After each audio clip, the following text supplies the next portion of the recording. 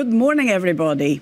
This is the third day of the Research and Innovation Days, and we have an exciting session for you this morning, which concerns the cancer mission.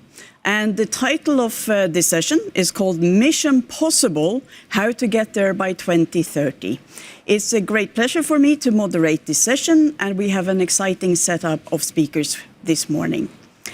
On Tuesday, the Commission received the mission outline from the chair of the Cancer Mission Board, Professor Walter Ricciardi. It is an incredible effort that has been made over this last year, a truly collaborative effort, and it started about a year ago in September 2019. So congratulations to everybody who has been involved and who has contributed to make this effort possible. The mission outline clear targets for this mission, and that is by 2030, more than 3 million lives should be saved, living longer and better. This is based on predictions for the EU 27 in 2040, with a comprehensive strategy organized around 5 pillars: understand, prevent what is preventable, optimize diagnostics and treatment, support quality of life, and ensure equitable access for all citizens across the EU. The board has also proposed 13 bold recommendations covering the whole cancer continuum. And they have elaborated these 13 recommendations into detailed actions describing main participants, timelines, and also key performance indicators. The 15 members of the mission board has also been consulting national governments, stakeholders, cancer patients and citizens over the last months, and this effort will continue until the end of the year, and this will feed into the implementation of the mission. Now, of course, we really would like to know today what citizens and stakeholders think of this and how we could implement this mission on cancer. So therefore, we have gathered a fantastic group of speakers that represent citizens who have participated in several of the events organized by the Mission Board, representatives from the European Parliament and also from the German presidency of the Council. They will share with us their views on the implementation aspects, their hopes and their priorities, because cancer touches us all, and we would like to hear from everybody. But first of all, we would like to share with you a short video that truly presents the aim and ambition of working together and making the mission on cancer our common achievement.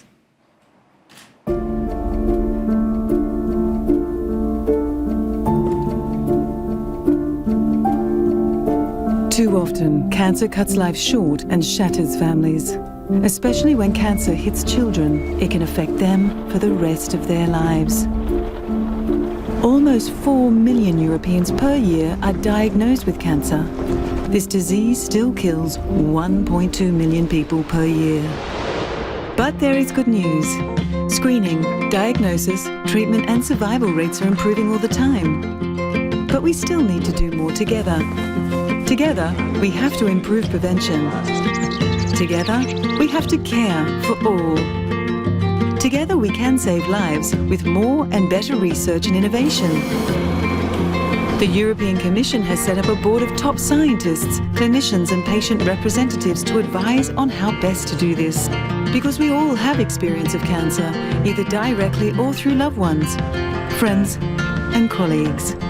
And because we are in Europe, let's work on this mission to fight cancer together. Tell us your concerns, what needs to improve. Let's share this journey together.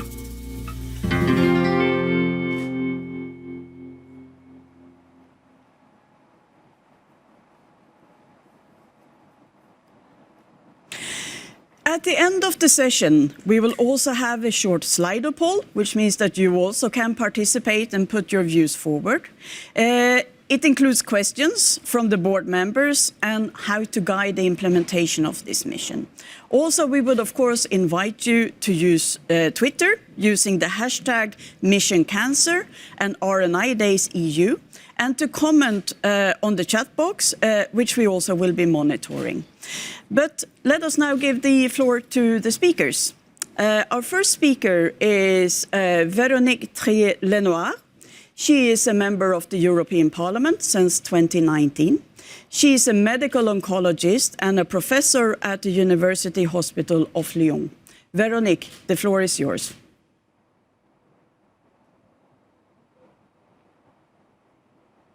Thank you very much. Hello, everybody. Thank you for inviting me to this very important meeting.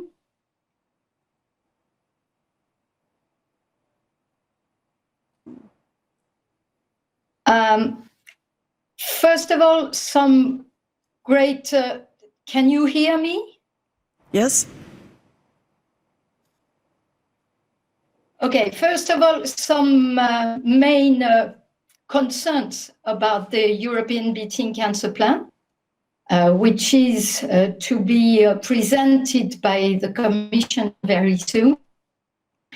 I would like to stress the fact that not only should we promote and support our efforts to support research, prevention, innovation, and reintegration, but also should we consider cancer as a real social injustice and fight against inequalities, take the opportunity of fighting cancer to consider actions modeling other chronic diseases, very important issue.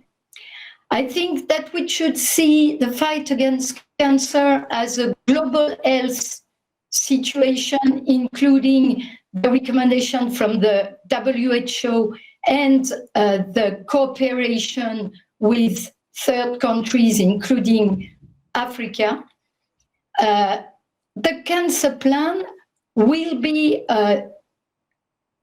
an exercise which is quite frequent in the European Parliament and in the European Union in general.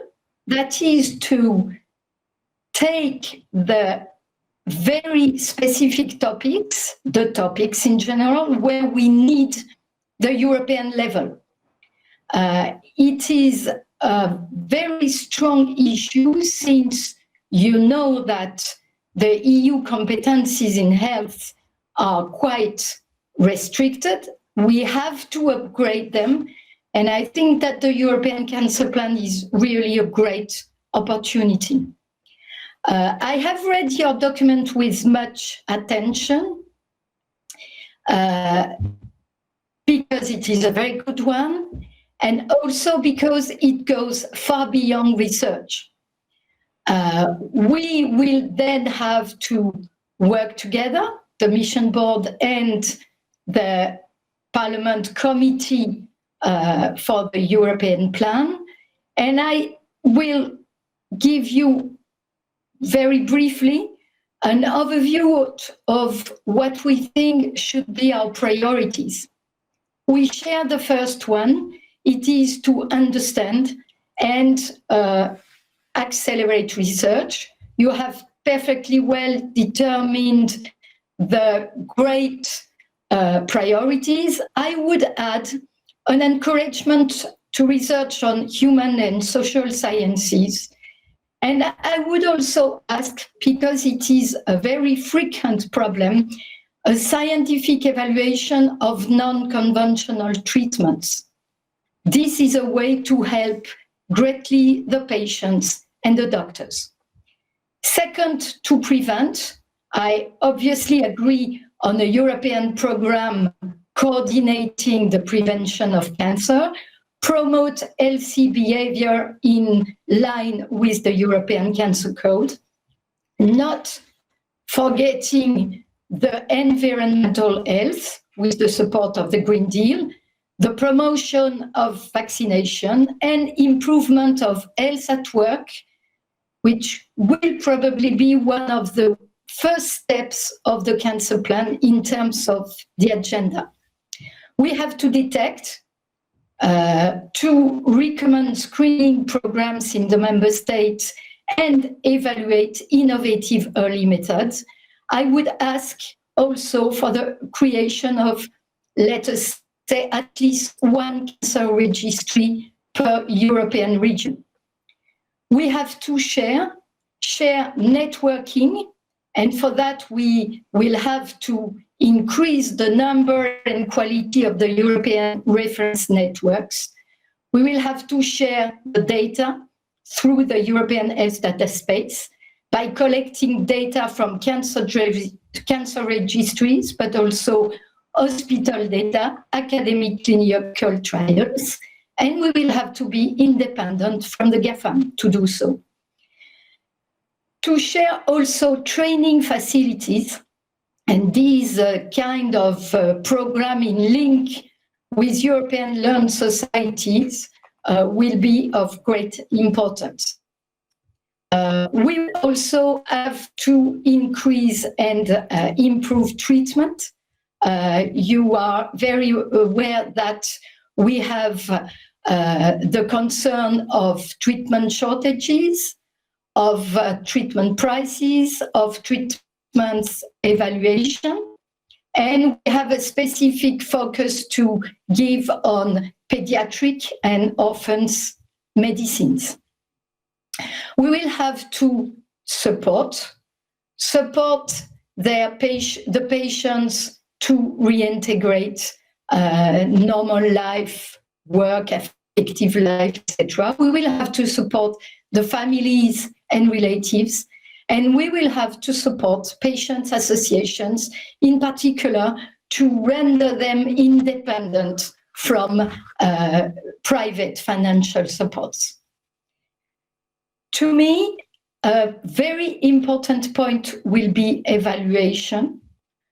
We cannot set up an ambitious plan without evaluating the measures, evaluating the priorities, and to do so, set up indicators, reproducible and measurable indicators. What will be the structures to do that? I don't know. Do we need an additional structure? I don't know. But for sure, we have to make sure that the measures we finance and impact have a real impact. This is a very brief overview of what the Parliament intends to defend and to do. I hope it will answer your questions. And again, thank you very much for the huge work you have made.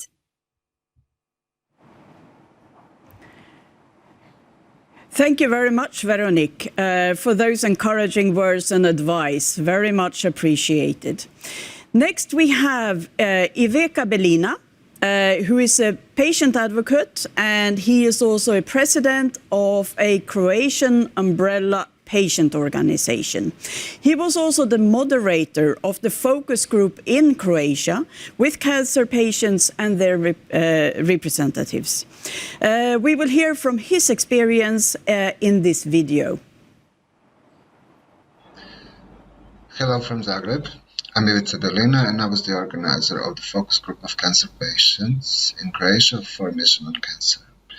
We gathered 8 participants, different in age, sex, type of disease, and the place of residence, and we got some interesting insights from them on the needs of cancer patients.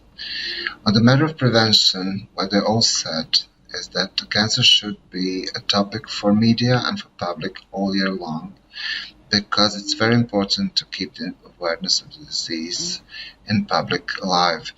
Now we're talking about it only on dedicated days, months, weeks, and we should change that and make the cancer topic that is always present.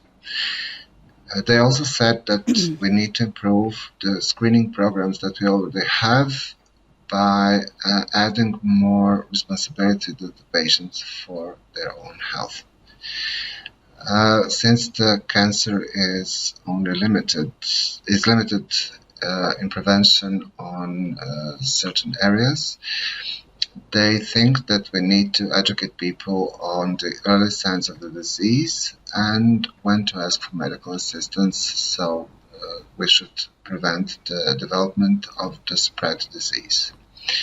On the matter of experiences with cancer care, what they all agree upon is that we need to have clear pathways of cancer patients in the healthcare system, and with that we also need to have centers of excellence for the treatment of cancer. And they feel that it's very important that we improve the quality of communication in healthcare with cancer patients and the level of information they are given. On the matter of comprehensive care and coping support, they stress that the most important thing is that they remain a part of the workforce, and this is the way to prevent social exclusion and also to remove stigma from the disease, because cancer doesn't happen to someone else, it happens to all of us. Thank you very much for those words and experiences. Next, we have Eva-Maria Strömholm, and she is a nurse specialized in cancer care at the Ostrobotnia Central Hospital in Soite. She's also the co-founder and vice chairman of the Gynecological Center Cancer Patients in Finland. She's a cancer survivor and a patient advocate, and she's also the winner of the Cancer Challenge in Finland in February. Eva-Maria, over to you. Okay, so I hear that we have lost Eva-Maria. So then we move on to our next speaker, and we hope we can come back to Eva-Maria. So then we have Boika Boneva, who is a trainer in non-formal education, focusing on youth empowerment and community development. And she was one of the facilitators of the citizen engagement event that was organized in Greece this summer for the Mission on Cancer. So Boika, I invite you to make your presentation. Morning from Athens. My work today is to bring the citizens' voice into this session based on the impressions from the citizens' engagement event organized here in Athens this month. There are three main points that I would like to share. First is the knowledge gap regarding cancer and the achievements in terms of treatment. Greece remains a society in which even using the word can be difficult. Here, the role of the experts proves crucial, and the wide dissemination of information can change this. On the other hand, there is plenty of experience. Most families have lost a loved one. Along with the experience, there is readiness to transform it into a cumulative knowledge to a common benefit. Last, but probably the most important one, is the way these concrete policies and funding programs are designed and implemented, and the role of the citizen allocated within. The citizens' engagement event was a small step in the desired direction. However, we feel that was not enough. Citizens remain alert and available to contribute, claiming at the same time their space in the decision-making process. Thank you. Thank you very much. We then move over to Mikko Viitanen, who is a nurse in the Department of Pediatrics and Adolescent Medicine at the Turku University Hospital in Finland. And he was the second winner of the Cancer Challenge in Finland in February, and you will hear from him and his project in this pre-recorded video.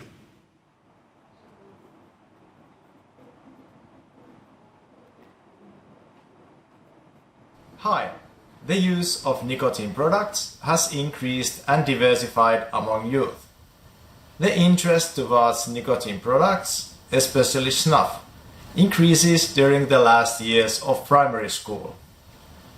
According to previous studies, health promotion has been found especially beneficial in the last grades of primary school, before transition to junior high school. Since November 2019, a health promotion board game called Tarmo has been part of the nationwide health education program in the junior high schools in Finland. This game has been produced by the Cancer Society of Southwest Finland together with Turku University of Applied Sciences. Now we are producing a new board game, a health promotion board game called Taimi. Taimi is tailored for the last years of primary school for children aged 10 to 12.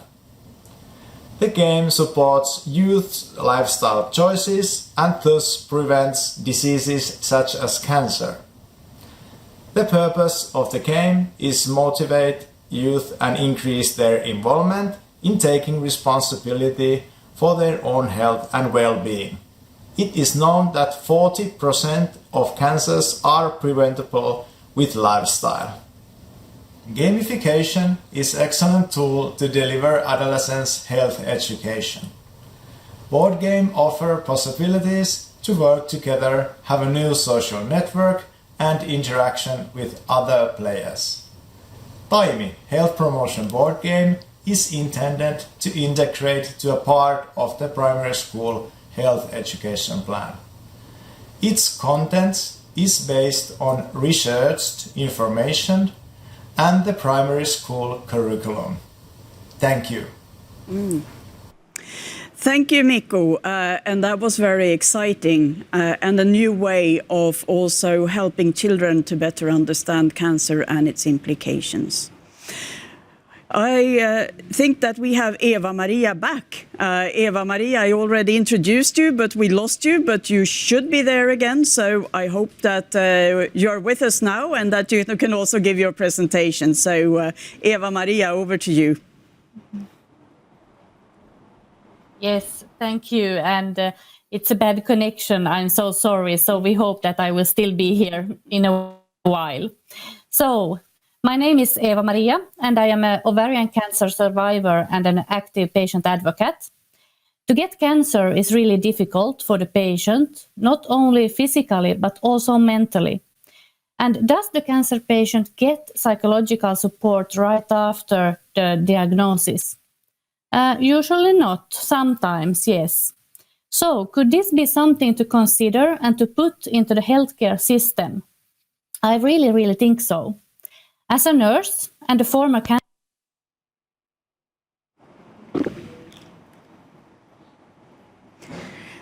Okay, so I think we have lost Eva-Maria again. I'm really sorry. There seems to be a lot of bad connections this morning. So I think then we would invite Professor... Eva-Maria is back, I hear. Eva-Maria, continue.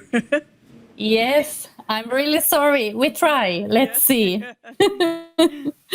Yes.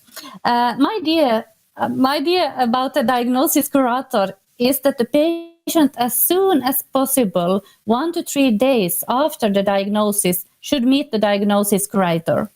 This is because a cancer diagnosis will be a shock for the patient and because the patient can feel lost and overwhelmed facing the overload of information and feelings about the diagnosis. And please put the slide. Thank you. So what can we do to this? Well, the doctor or nurse knows that there is a patient who is going to get or just has got a cancer diagnosis. They will contact the diagnosis curator about this. This should be a normal procedure in the healthcare process. The diagnosis curator can be a first aid for a patient who has just been diagnosed with cancer. The diagnosis curator would be a professional curator, psychological nurse or similar, with experience in cancer care. The diagnosis curator will listen to the patient and also repeat to the patient about things that have been said about the cancer and the treatment. The patient's worst feelings and chaos, anxiety and fear might decrease, and it is possible to meet, if it is possible to meet, the curator in order to clarify her thoughts. The diagnosis curator would be working within the hospital, and every single nurse and doctor would be able to contact the diagnosis curator. They would be able to make an appointment for the patient with the diagnosis curator either by phone or appointment book. If possible, the diagnosis curator would immediately come to the patient's ward or clinic. I really believe a lot in this idea, and it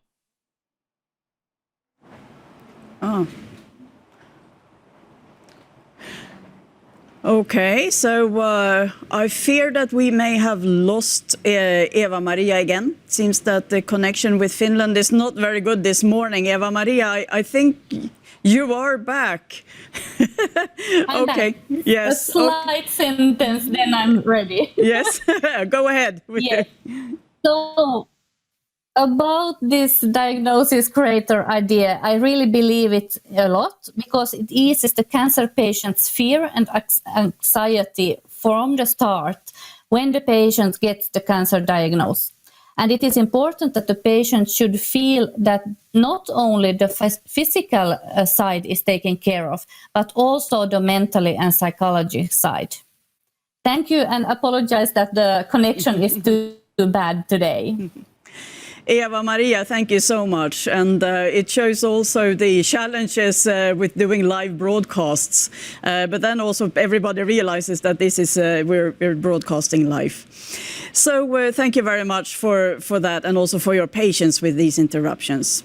Now it's my pleasure to introduce Professor Veronica von Messling, who is Director General for the Life Sciences Divisions at the German Federal Ministry of Education and Research. It's called BMBF, for those who may know that abbreviation better. She's a veterinarian by training, and it's a great pleasure to have you here. Germany is, of course, the president of the council, and we are very much looking forward to hear your views on the cancer mission. Veronica, over to you. Thank you very much for the friendly introduction, Ms. Norstedt. And thank you very much for all the interesting contributions from the previous speakers. I would like to join them, and I'm particularly pleased to be here today at the Research and Innovation Days to talk about our German cancer research strategy. In Germany, we launched the National Decade Against Cancer as an overarching research strategy. It is supported not just by the government, but also by many partners from research, medicine, and healthcare, as well as NGOs. Together with our health ministry, we have not only successfully mobilized key resources in Germany for effective cancer research, but also improved the exchange between research and healthcare. I'm happy to see that such a completely new and open form of cooperation has come about in such a short time. Unlike any other health research measure before, the National Decade focuses on closely involving patients. The current pandemic has shown everyone how much research and healthcare depend on each other. We can help patients best by closely linking the two. Let me now briefly introduce two special focuses of the first 1.5 years. One is prevention. For the first time, we put a strong focus on the topic of cancer prevention in our research funding. The Federal Ministry of Research and Education has published several special funding measures, but also the partners of the initiative contribute their activities in the field of prevention. The German Cancer Research Center, DKFZ, and the German Cancer Aid are planning to build a national cancer prevention center in cooperation. The new center will be open to participants in ongoing prevention studies as well as a citizen information center. The other one is expanding the National Center for Tumor Diseases. We are creating much needed one-stop structures for excellent research and care. We will be adding new centers in the next few years. 4 new sites were just selected in September. In fact, our minister presented them 2 days ago by a high caliber international panel of experts with the participation of patient representatives. Doctors and researchers from many disciplines work here side by side. They work to quickly translate research outcomes into clinical applications, to then be able to offer individualized treatment to every patient. The purpose of the new centers is to give more cancer patients better and more local access to top-class cancer research findings. The National Center for Tumor Disease will also ensure that the knowledge and experience gained in inpatient care flows back directly into research. And then there is participation as a cross-cutting theme. It is of utmost importance to us to strengthen the involvement of patients in cancer research, because long-term and visible participation increases transparency and the benefits of research, and thereby improves overall quality. That is why we have appointed 2 patient representatives to our National Decade Strategy Group right from the start.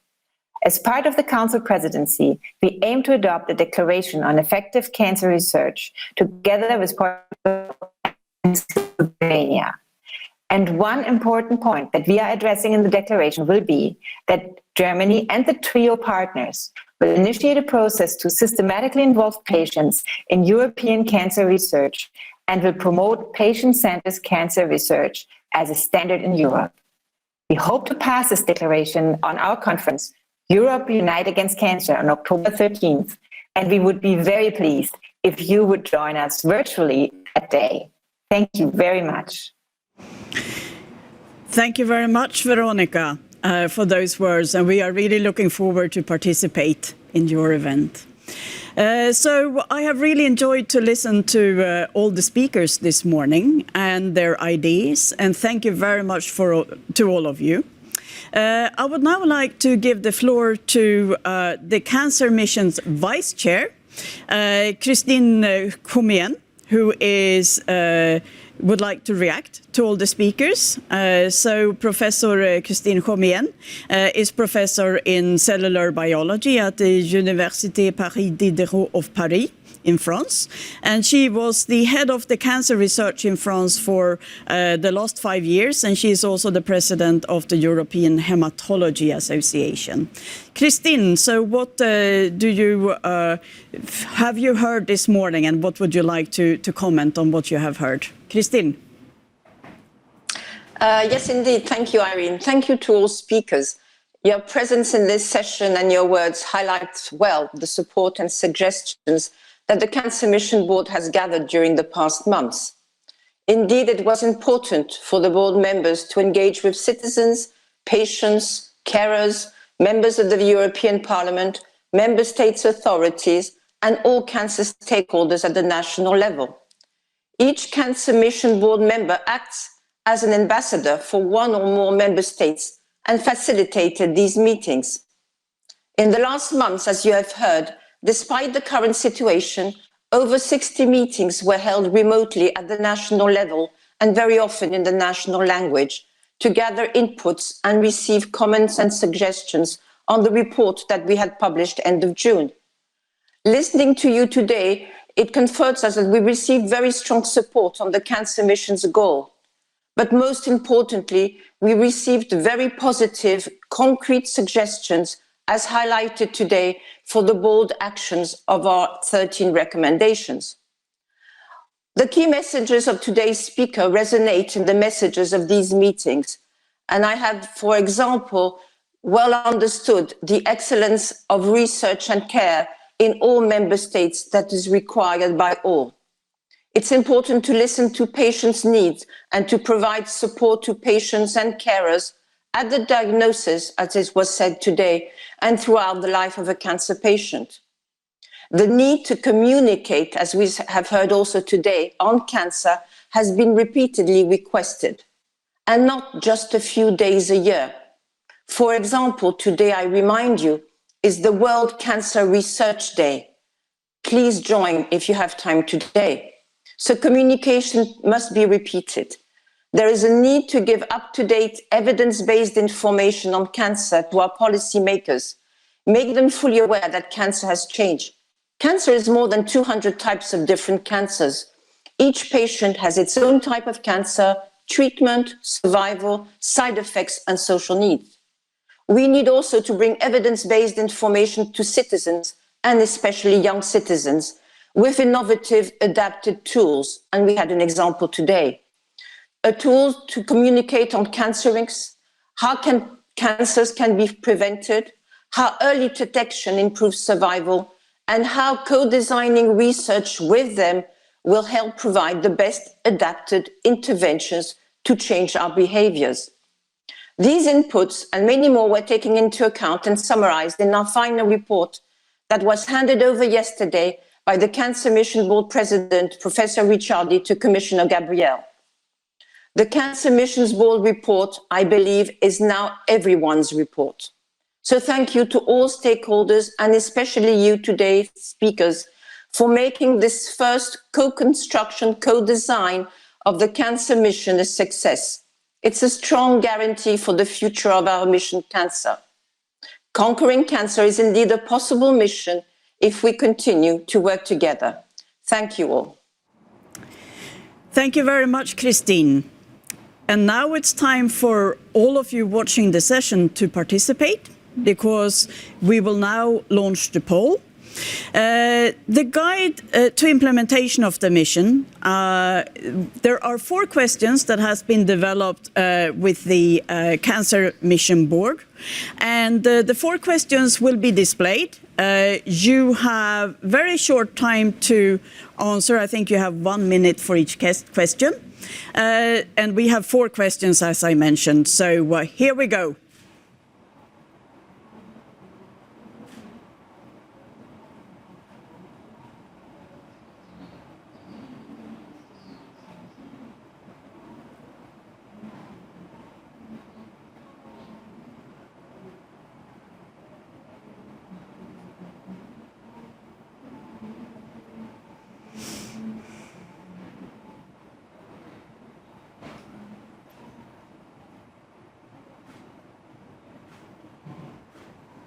I think 1 minute per question.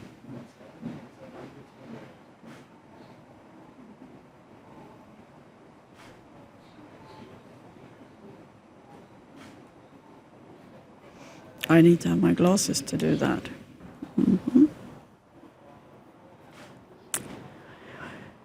So maybe I should also read the questions. The Mission Board proposes the creation of a virtual European Cancer Patient Digital Center, where cancer patients and survivors can deposit and share their health data to improve cancer care for other patients. How willing would you be to share your data? And here we have a very clear wish winner. It's moving. 50% would be very willing. We move to the second question. According to you, would it be important to establish at least one comprehensive cancer infrastructure in each member state to improve equitable cancer research and care across Europe?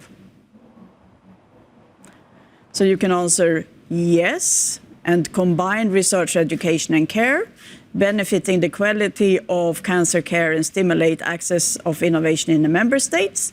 Yes, but defining quality and excellence. Oh, we move to yes, but defining quality and excellence criteria is necessary. Yes, as a first step to establish a network of cancer centers in hopefully each member state, and not necessary for me. Hospitals and research centers are different, they should not be. So again, I think we have a very clear yes with 50%, 24-26.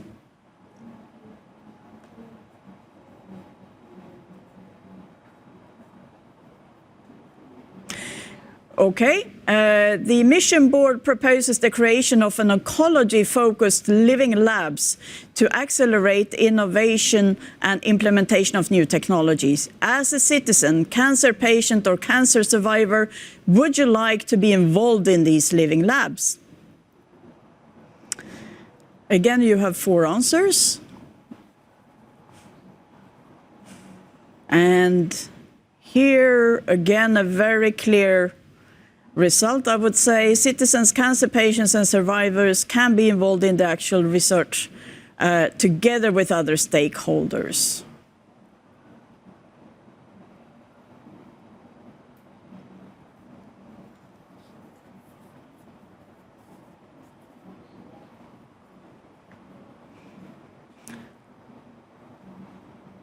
Okay, and here comes the last question. What role could citizens, including cancer patients and survivors, play in the monitoring and implementation of the Cancer Mission's actions during the period 2021 to 2027? Again, you have 4 answers.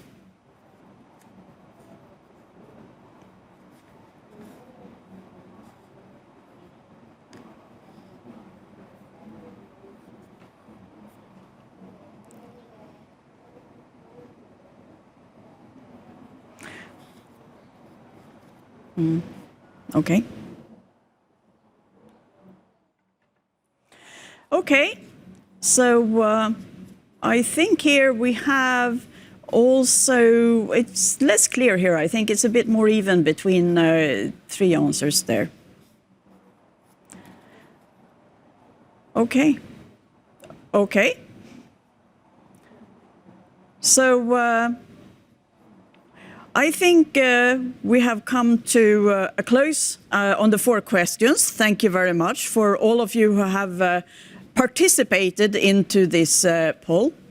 It is now my great pleasure to hand over to the chair of the Cancer Mission Board, Professor Walter Ricciardi. Again, I would like to say a big thank you to you and to the Mission Board. It's an incredible work that has been done. Professor Ricciardi is a professor of hygiene and public health at the Catholic University of the Sacred Heart in Rome. And he was also the president of the Italian National Institute of Health from 2015 to 2018. And Walter, I now hand over to you to draw some conclusions also from the poll. Walter, the floor is yours. Thank you, Irene. I think we can be very happy with the results of the poll. It shows that people have understood the team building that we have done in the past year. I want to thank the Mission Board members, the Assembly members, the members of the European Parliament, the European Commission and member states. We have created a team of people coming from different backgrounds, coming from different disciplines to conquer cancer. Now today starts the community building to make cancer a social responsibility. Each of us has to play a role, and we have to conquer this mission, and we will do that. In the past mission of JFK call for mission to the moon was very clear. The target to be achieved was bringing the man to the moon. And when Neil Armstrong put his foot on the moon's surface, everybody understood that that mission was achieved, mission was accomplished. In this case of cancer, it's going to be more difficult. The mission accomplished means that there are some people that will never get cancer because we are going to prevent it. And of course, not only by a screening, but also by a mixture of measures to avoid lifestyles, problems, and environmental pollution. Mission accomplished will mean that every single European citizen, independently of the geographical residential area, of the social status, can access the best possible preventive measure, the best possible treatment, the best possible diagnosis. And of course, mission accomplished will mean that every cancer survivor will have the right to live a normal life, the right to have no stigma anymore, the right to participate in any kind of work and living activity. And of course, this can happen, in my opinion, only in Europe, because only in Europe we share the values of universal coverage. We share the value of healthcare not as a commodity, but as a right. We share the value of justice, of equity, and this is the goal: equitable access for every European citizen. I think, Irene, from now starts a very important step to the future. In the next 7 years, we have to work together, and if we work together, mission is going to be accomplished. Thank you very much to everybody for this incredible effort, and thank you very much for working with us in the next 7 years. Thank you very much, Walter. And again, thank you to everybody who has contributed to put together the mission outline. The title, Mission Possible, How do we get there by 2030? And as you mentioned, it's not something that will be done because the document has been drafted. This is really the time for everybody to come together. It's also very timely with the Europe's Beating Cancer plan, and the Cancer Mission will, of course, feed into this one. And it's really time for us to work together to make sure that we also implement what is being proposed. I believe this has been a truly collaborative session. I appreciate very much all your participation, both of you who have watched, but in particular, all of you who have also spoken in the session and participated. Thank you very much for the valuable contribution for all of you who also have participated in national events. We will continue throughout the year to run such events. Please remember to stay tuned and follow the work of the mission via our webpage and the social media activity. You have also the Twitter accounts and social media. Please also follow us there for more information of what's going on, and also help us to feed in with what activities you are doing at national and regional level to implement this mission. With this, I would like to say thank you to all our viewers, to all the speakers, and of course to everybody who has contributed to the incredible work that has been done by the mission board, who has handed over the mission outline on Tuesday to Commissioner Gabriel. This document is online. I would like to invite all of you to read it carefully, think what you can do to contribute to this implementation. Thank you very much and have a nice day.